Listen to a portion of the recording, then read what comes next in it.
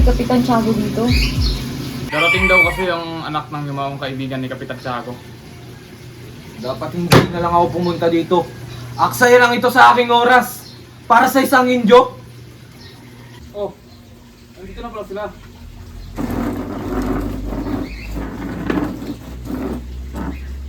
Magandang araw sa inyong lahat, Padre.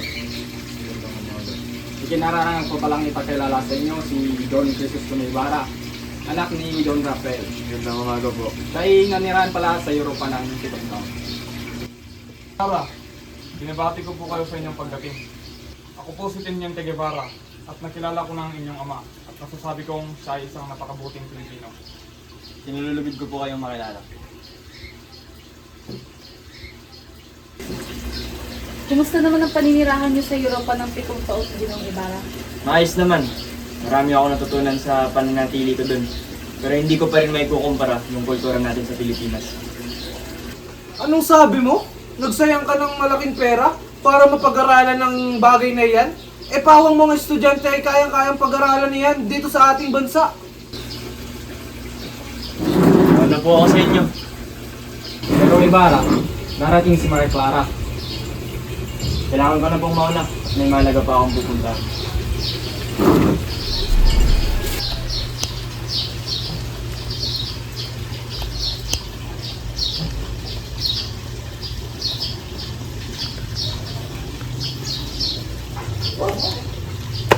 Pinata? Hindi. Kayo pala. Opo, Ginoong Ibarra. May mahalaga akong sasabihin tungkol sa pagkamatay ng iyong ama. Tungkol sa akin, Ama? Ano po yun? Tama po, ang iyong ama ay pinatay sa bilangguan. Sa bilangguan? Namatay ang aking ama sa bilangguan? Oo, isang araw, pinakso ng mga bata ang isang mangmang at taga-sinilang buwis.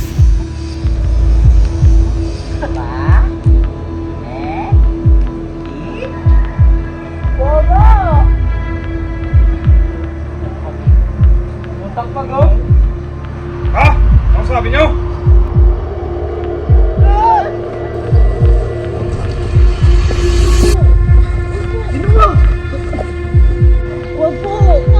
Tama na po yan! Tama na po, Ginoo! Tama na yan! Ito ang mga bata walang laban yun sa'yo.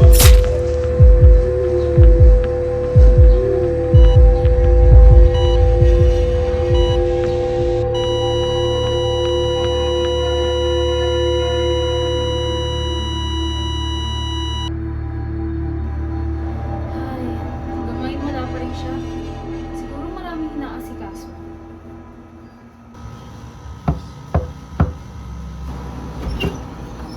Magandang umaga ho.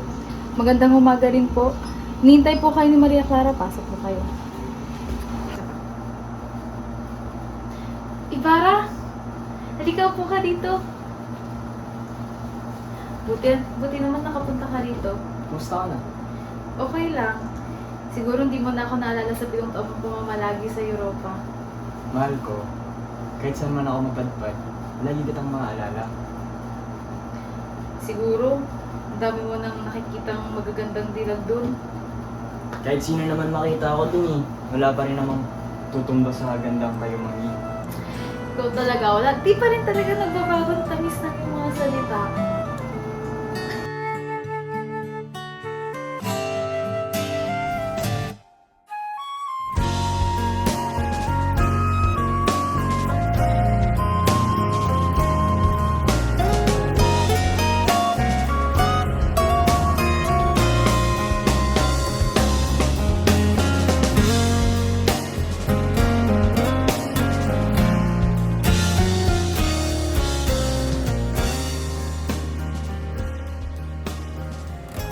Sige, may kailangan pa akong puntahan.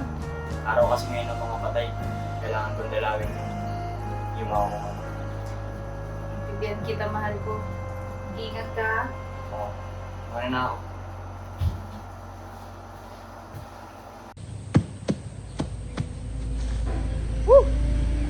Nakawawang Don Rafael. Tinapon na lang ang kanyang bangkay sa ilog. Sabi mo? Ano? Anong sinabi mo? Tinapon mo lang yung bangkay dito? Opo, Ginoo. Tinapon ko po kasi basang-basa po yung bangkay. Masyado na pong mabigat.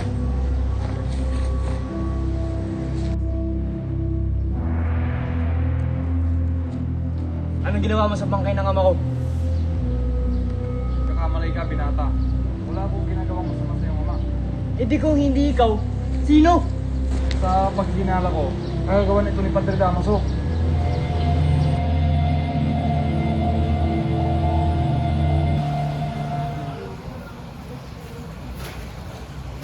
Ano ba, Crispin? Patikin mo nga na maayos yan. Baka sabihin na naman na sa Kristan Mayo, tinatamad na naman tayo. Wala na nga akong gana, kuya eh. Wala pa tayong pananghalian. Pagod na rin ako. Ano ba? Nga muna, maupo muna tayo. Gutom na ako, kuya. Init-init pa dito. Oh, eto. May natira akong kapirasong ubas. Ubas? Kumain ka. Magkano ba kasi yung sasahurin mo dito talaga? 2 piso nga lang. 2 piso? Baka pwede man bayaran mo na yung sinasabi nilang ninakaw ko. Nahihibang ka na ba? Ano sa tingin mo yung pangkakain natin ni Inay? Oh, anong nangyayari sa'yo? Hindi ka nga dito. Tahan na. Tahan na, Crispin. E paano ba naman kasi? Pinagbibintangan nila akong nagnakaw dito. Hindi naman ako gumawa nun eh. Eh sino? E di yung sa Kristan Mayor. Paano? Sino ba yung pasok ng pasok sa hilig ng kura? Eh siya lang naman yun eh. Ha? Anong sabi mo? Hoy, Basilio. Minumulta kita ng kalahati dahil sa hindi mo tamang pagtugtog. At ikaw naman, Crispin, mananatili ka dito hanggang sa hindi mo lahat nababayaran lahat ng mga ninakaw mo. Kaya sumama ka sa akin. Higa! Crispin! Ay, makulit ka! Ano? Nay! Basilio po ito! Nay! Basilio? Nay! Si Crispin po! Si Crispin? Nay, si Crispin Anong po! nangyari sa kapatid mo? Tinakip siya ng Sakristan Mayor!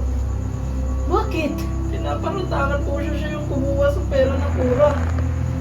Diyos ko po, pinararatangan nilang magnanakaw ang Crispin ko. Nay, si Crispin. Hayaan mo na, bukas na bukas, mag-iusap ako sa kanila. Halika na, kumain ka na muna.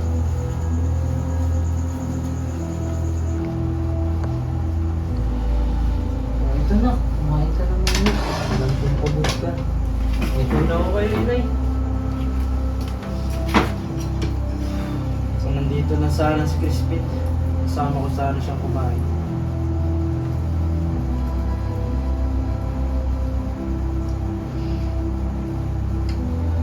Nay, pasensya na to. Pero wala talaga akong ganang kumain. Alam ko, hindi mo naibigan itong pinaganda ako sa'yo. May pagkain sana kayo kanina, kaso dumating ang inyong ama at inubos ito lang. Ano yun? Magandang umaga ho. Pwede ko po ba makita si Crispin? Si Crispin, matapos makapagnakaw ng anak mo, hanapin mo siya dito. Sinabi ko na sa mga gwardiya sa yung ginawa niya. Marahil ay nandun na sila para takpin siya. Ano ho? Umalas ka na dito. Hindi mo makita yung anak mo dito. Diyos ko! Huwag niyo po pumabayaan ang aking mga anak! Uy! Bakit ka sisisa? Nasaan ang mga ninakaw ng anak mo? Ninakaw? Wala pong ninakaw ang aking mga anak. Ganun pala ha? Sumama ka sa akin. Hindi ka makakalaya hanggat hindi babalik yung ninakaw ng anak mo.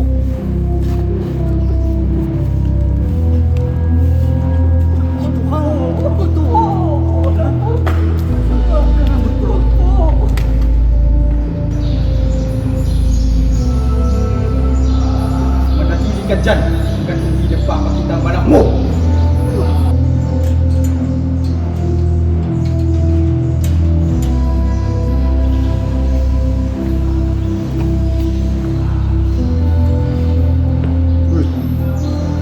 Sige na, malis ka na habang hindi nagbabago yung isip ng Alvarez. Talaga ho? Oo nga, at huwag mo palang kakalimutan hanapin yung anak mo magnanakaw. Sino?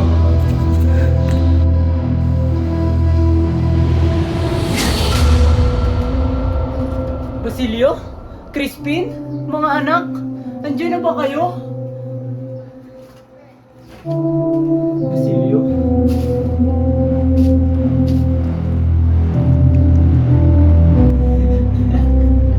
Kapirasong gamit ng Basilio ko. Ay dugo.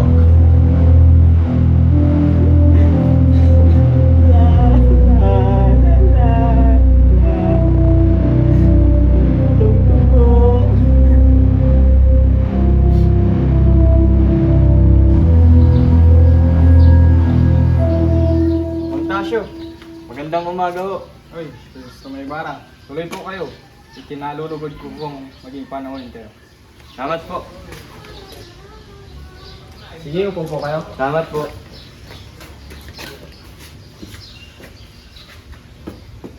Ginoong Ibarra, ano ba ang iyong sadya?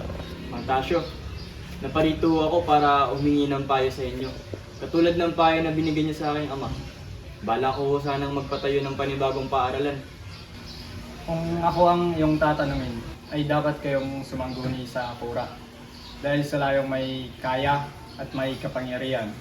Bukod dito ay kailangan niyang tibay ng iyong loob para rin magawa ang iyong plano. Pero Mang Tasyo, papaano ho kung ako ay mabigo? Ibarra, mabigo ka man, ay panatag iyong isip dahil alam mong ginawa mo ang iyong makakaya. Naniniwala ho ako sa inyo, Mang Tasyo. Hindi po ako nabigo na magtamo ng mabuting payo. Naniniwala po ako sa lahat ng sinabi niyo. Siyo, may kailangan po akong puntahan. Mauna na ako, Mang Tasyo. Sige Ibarra, mag-iingat ka. Maraming salamat po.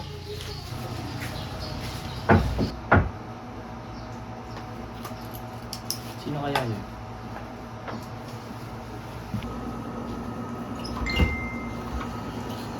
Elias, ikaw pala. May nais po akong sabihin sa inyo, Ginoong Ibarra. Kung ganun ay pumasok ka muna. Maraming salamat po.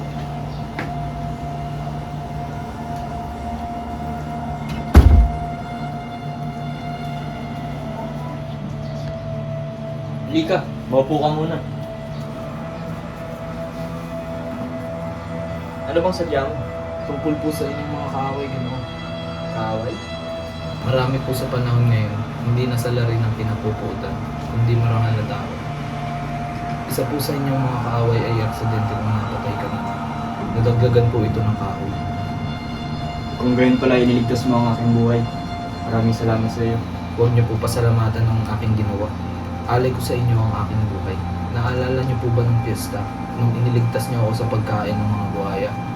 Kung gayon, Ginoo, lagi niyo pong tatandaan ang mga sinabi ko sa inyo. Aalis na po ako. Ingat po kayo. Mahal kayo ng ating ilang bayan. Maraming salamat sa iyong babala. Mag-iingat ka, Elias.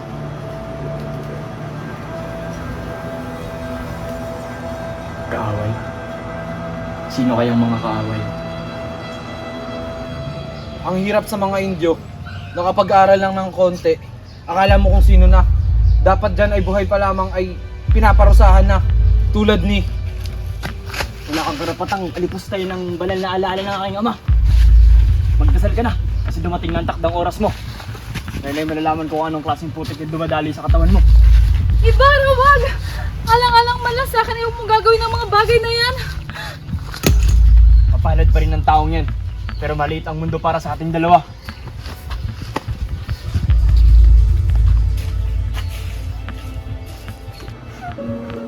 Bakit umiiyak ka, Iha? Chang, ginawa kong ekskomunikado si Ibarra. At hanggat hindi siya natatanggal nito, ipinagbabawalan ako ni Papa na makipagkita sa kanya. Iha, hindi naman namatay si Padre Damaso. Kaya nakakasiguro ako na mapapatawad niya si Ibarra. Hindi ko po natitiyak yan, Chang. Kasi sigurado po ako na may kinalaman po si Padre Damaso sa ginawa po pa siya ni Papa.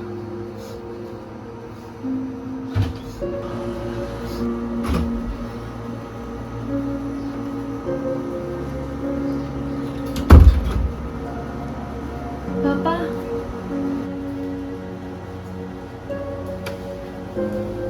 Ang pinangangambang kong mangyari ay nangyari na, Isabel. Anong ibig mo sabihin? Iniutos sa akin ni Padre Damaso na sirain ang kasal ni Ibarra at Maria Clara.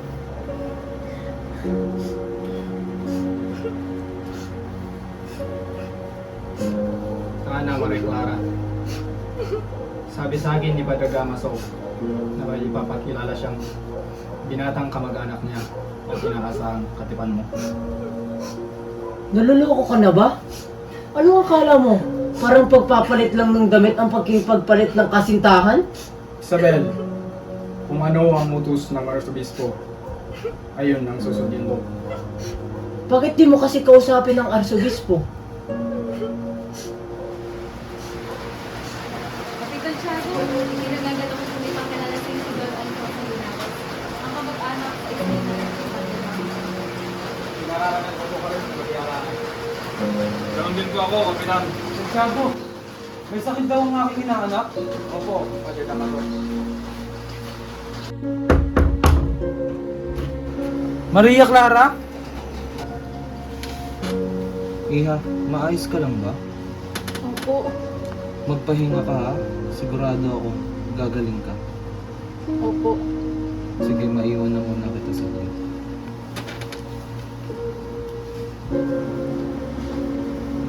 Hay, kaawa-awang bata.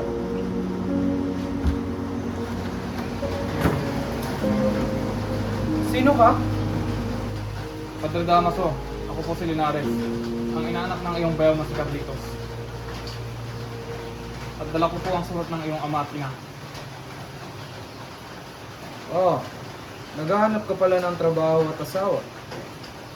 Kung trabaho ay madali lang yan. At kung asawa naman ay... Alam ko na!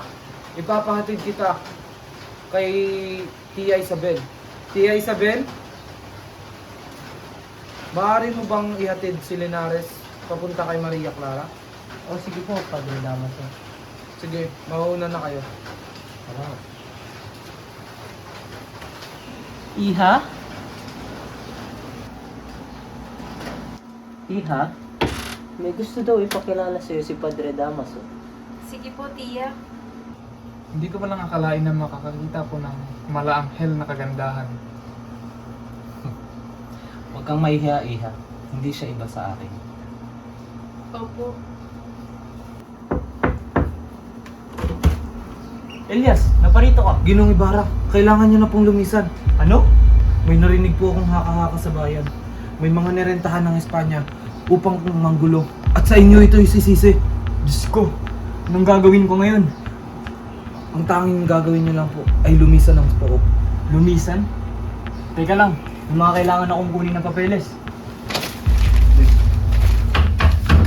Sa ngalan ng Espanya ay buksan ang pintong ito. Hindi namin ito. Para tayong nagpakamatay kung tayo ay lalaban. Lumisan ka na, Elias. Huwag niyo po akong alalahanin dito. Alay ko po sa inyo ang aking buhay.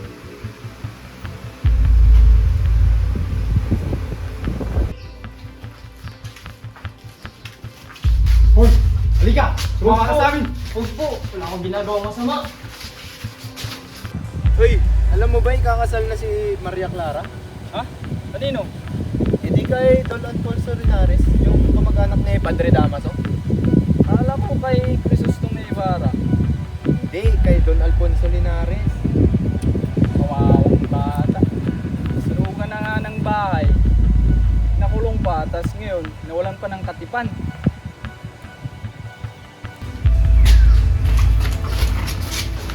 Ako nang bahala kay Ginoong Ibarra. Kayo na ang magdikpit sa mga kawal. O sige. Sige, mag-iingat ka, Elias. Ginoong Ibarra! Elias, kailangan na po natin lumikas. Ngayon na. Oo, Ginoo.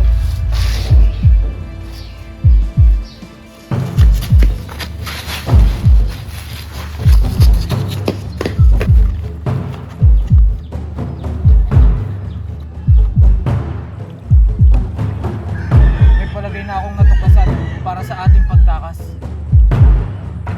Ganong parehas lang naman ng ating pakay. Sumama ka na sa akin sa Espanya. Tago ka!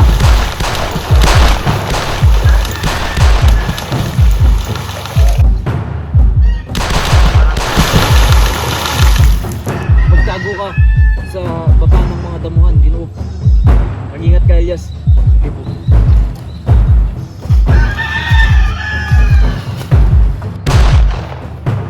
Elias! Elias! Elias!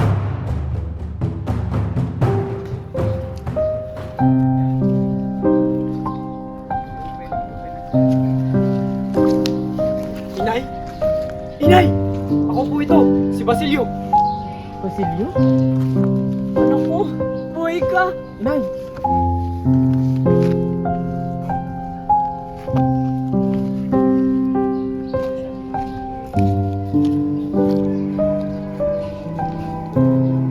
Inay! Inay! Inay! Gumising kayo. Inay! Patay na ang aking inay.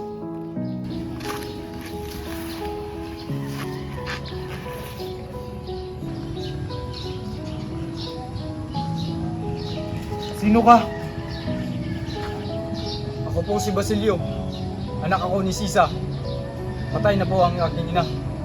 Kung ganun, kumuha ka ng kahoy sa gawing iyon at ipatong mo sa aming mga katawan. Sige po. Hindi ko man masaksihan ang nagniningning na bukang liwayway. Ngunit, mapalad ang mga kabataang makakita kung sino ba ang nagligtas ng kanilang inang bayan.